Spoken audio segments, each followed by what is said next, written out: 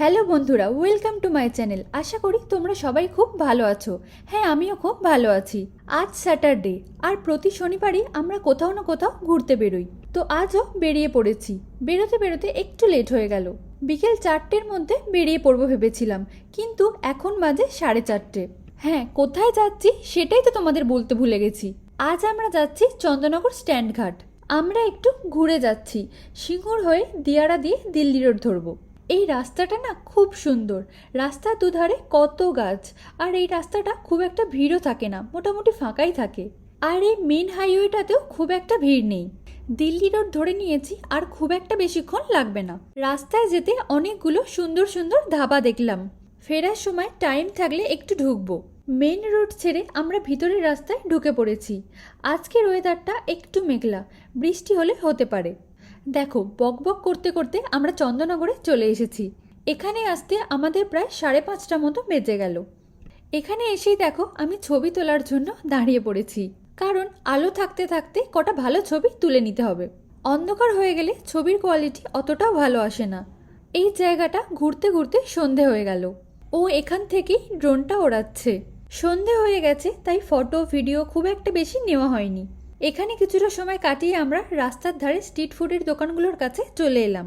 এখানে কিন্তু অনেক কিছু খাবার আছে, আইসক্রিম, ফুচকা, পাপড়ির চাট, ঘুগনি। আমার কিন্তু দই ফুচকা খেতে খুব ভালো লাগে, তাই আমি এখান থেকে দই ফুচকা খেলাম। আর ও এমনি জল দেওয়া ফুচকা খেয়েছে। এই যে সামনেই দেখতে পাচ্ছ চার্চ, চলো চার্চ থেকে ঘুরে আসি। এই চার্চটির নাম হলো সেক্রেট চার্চ। এখানের পরিবেশটা খুব শান্ত আর মনোরম। খুব একটা বেশি লোকজনও নেই এখানে। আমরা জুতো খুলে ভিতরে প্রবেশ করলাম। ও ভিতরে চারিদিকটার একটু ভিডিও নিচ্ছিল। এরপর আমরা কিছু সেলফি ভিডিও নিলাম। আমি প্রায় 10 বছর আগে এই চার্চটিতে একবার এসেছিলাম। চন্দননগরের একটা স্কুলে মায়ের সাথে এক্সাম দিতে এসেছিলাম। আমার স্কুলের অনেক বন্ধুরাও ছিল, তাদের সাথেই আমি এই চার্চটি ঘুরতে এসেছিলাম। যাই হোক, সেটা অনেক দিন আগের কথা। চার্চের ভিতরটা কিছুক্ষণ ঘুরে আমরা জিসাসকে প্রণাম জানিয়ে বাইরে চলে এলাম। স্ট্যান্ডের কাছে আমাদের দুজনের সেভাবে ছবি তোলা হয়নি, তাই এখানে কিছু একসাথে ছবি তুললাম।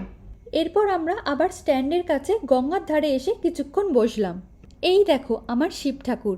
প্রতিটি গঙ্গার ঘাটেই শিব ঠাকুর থাকতে দেখেছি।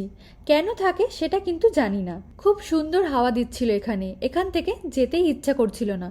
তোমরা কিন্তু এখানে এলে কিছুটা টাইম হাতে নিয়ে আসবে, যাতে গঙ্গার ধারে বসে কিছুটা সময় কাটাতে পারো। এরপর আমরা এখান থেকে বেরিয়ে পড়লাম। নেক্সট আমরা সিঙ্গুর লাবণ্যতে দাঁড়াবো। রাস্তার ধারে লাইট স্ট্যান্ডগুলোর সাথে আমি কিছু ছবিও তুলেছি, দেখো তোমাদের সাথে শেয়ার করছি। এরপর আমরা সিঙ্গুর লাবণ্য রেস্টুরেন্টে এসে দাঁড়ালাম। এই দেখো তন্দুরি চা হচ্ছে।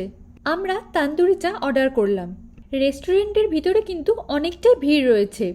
আর আজ আমরা এখানে ডিনার করব বলে কোনো প্ল্যান করে আসিনি। আর ভিতরে যা ভিড় আছে, আমাদের কিন্তু অনেকটা সময় ওয়েট করতে হতো, তাই আমরা এখানে শুধু তন্দুরি চাটাই খেলাম। আমি এখান থেকে একটা কুকিজের প্যাকেট কিনেছি। তারপর এখানে একসাথে কিছু ছবি তুলে আমরা আবার বাড়ির পথ ধরলাম। কিছু ছবি তোমাদের সাথে শেয়ার করছি, দেখো। আজকের মতো এখানেই শেষ করছি। See you in next video. Tata.